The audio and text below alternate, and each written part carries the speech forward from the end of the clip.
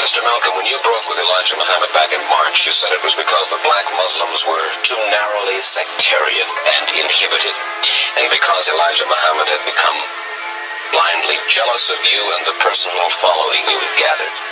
I said the first part, but the last part, I didn't say that Elijah Muhammad himself had become blindly jealous. I mentioned that it was his family and the officials in Chicago.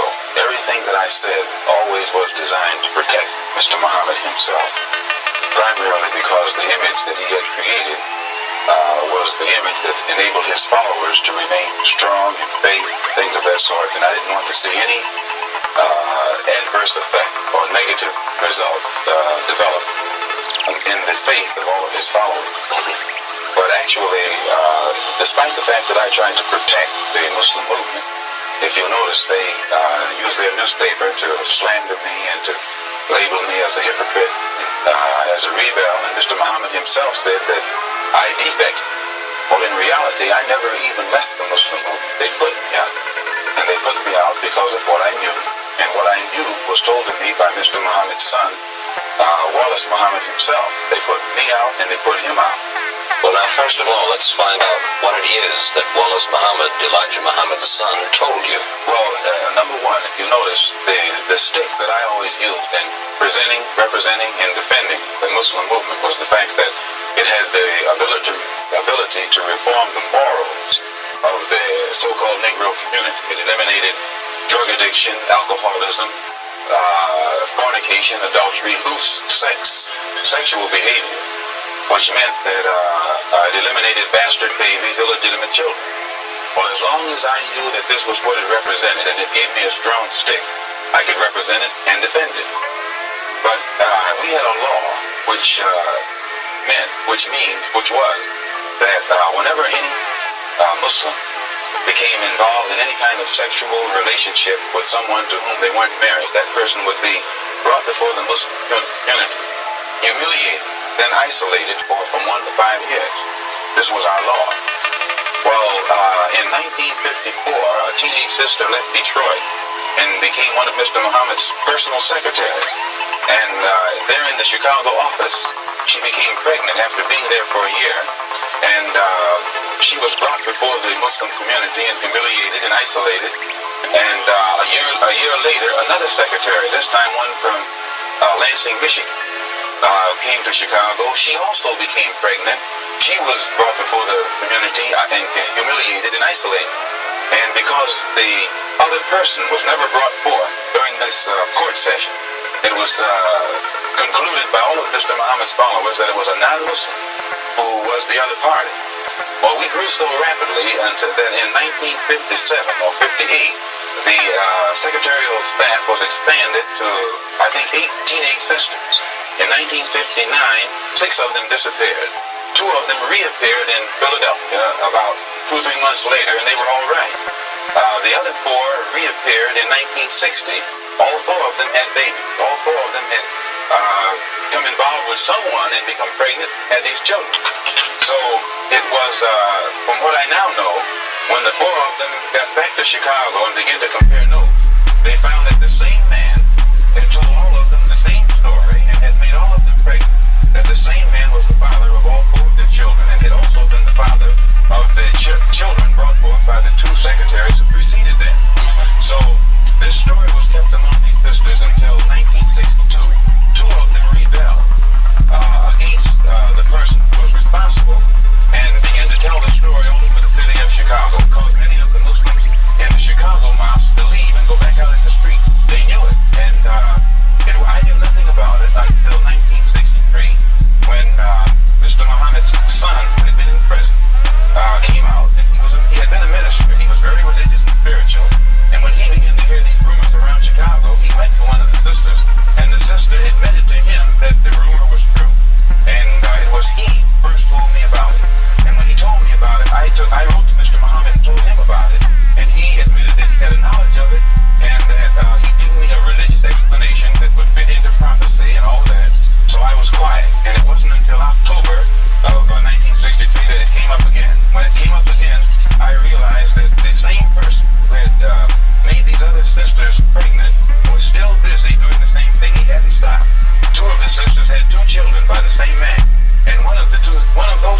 sisters was pregnant still, getting ready to have a third child by the same man. So when it was known among the Chicago officials that I had a knowledge of this, they became very fearful of me. They became very antagonistic toward me, and they had to do something to diminish the authority that I had for fear that if this became public knowledge, the followers would leave the Muslim movement and follow me. And it was at that time that they used the statement that I made against President Kennedy as a pretext to cut my authority, and some other things happened that finally produced the split or forced the split. And when I made the split, the only reason that I didn't make this public now was I knew the implication, and I felt that if the Muslims who were in the Nation of Islam knew it, that which enabled them to be so strongly religious and exercise moral discipline would be shattered, and it would cause all of them to go right back and start doing the things that they had been doing previously. Who is the father of all of these various children whom you have enumerated? The first one to tell me the father was Wallace Muhammad. He told me that the father was Elijah Muhammad himself. One of the sisters took, he went to the home of one of the sisters, and when he walked in the door, she said, "I want to let you see something." And she showed him her child. She said, "Here's your brother, and your father is the father of this child."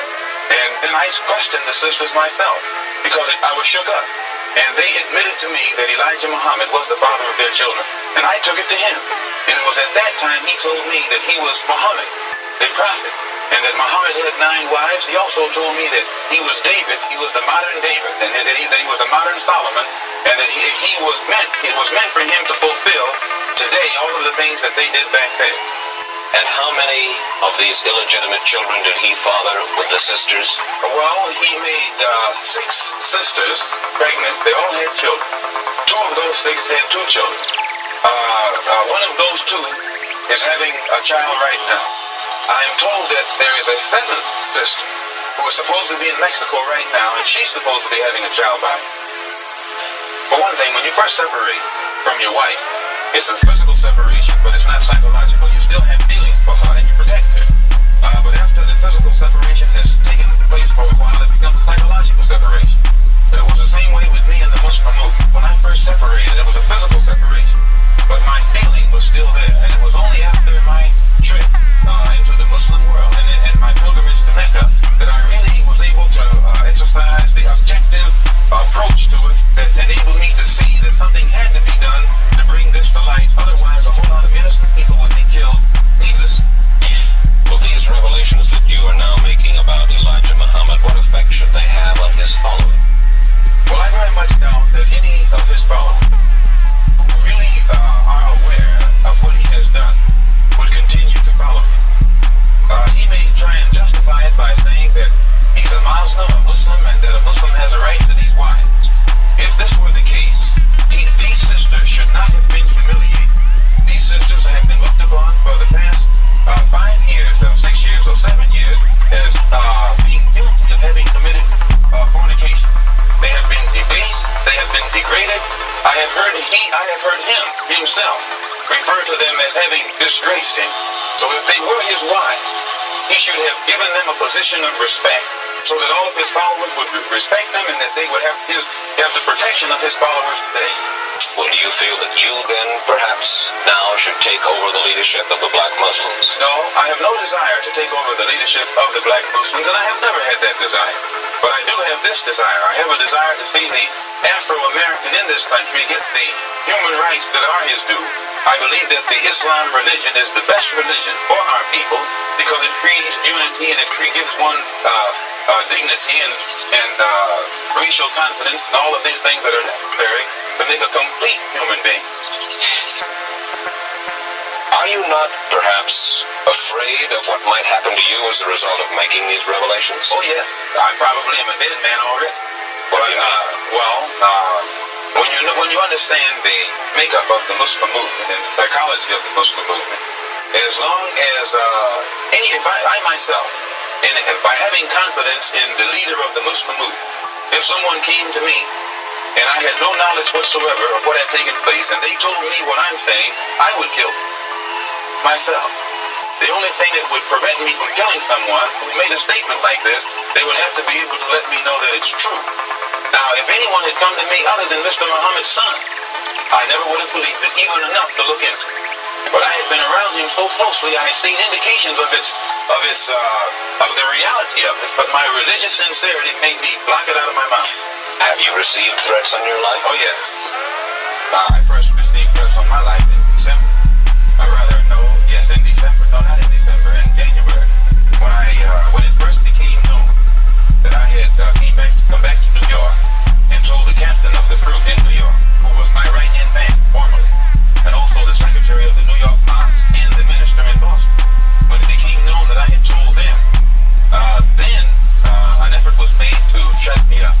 One brother encouraged to go out to my house and shut me up. And fortunately, it was a brother who was well capable of doing so, but it was a brother who was highly intelligent. He was academically equipped to think for himself. And what he was told to do didn't add up. And fortunately, he was the one who put out a feeler to me to find out what was wrong. And I opened his eyes. And then he opened the eyes of the same crew whose job it is to do this kind of work. You mean he was going to kill you? Oh, yes. One of them was, an attempt was made to get one of them to wire my car with an explosive. That one is with me right now. Well, fortunately, while I was among the Muslims, I never lived beyond my means, and I have learned how to live within me. And I still have the clothes that that was provided for me at that time. I'm in the house that was provided for me, although we're in a court battle, they're trying to get it back. And I have made this statement to them concerning the house that they could have it. If they would take me back, if they would permit me to come before the Muslim movement, the rank and file, and explain or defend myself against all of the charges that they've made against me, they could have the house.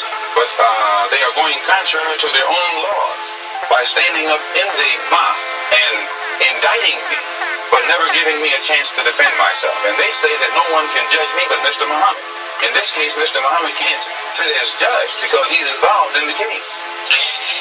Elijah Muhammad says of the Muslims, we carry no arms, and we do not seek to win victory with arms. We do nothing to others that we would not have done unto us.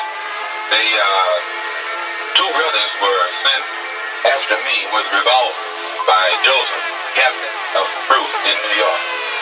They were armed. When a Muslim is attacked, you find this to be the pattern. When the Muslims were attacked in Monroe, Louisiana, Elijah Muhammad gave no signal to anybody across the nation to come to the defense of their brothers. When our brothers were attacked in Los Angeles, again, Elijah Muhammad gave no signal to anybody to come to the defense of those brothers. Never have the Muslims anywhere in the country gotten any kind of instruction from the national office or headquarters on how to defend themselves when they are attacked by outsiders. The only times the Muslims have ever been given any instructions to commit violence is when that violence is directed against the fellow Muslim. His followers are violent against Negroes. Against Negroes? Yes, his followers will go out and attack another Negro, like they will attack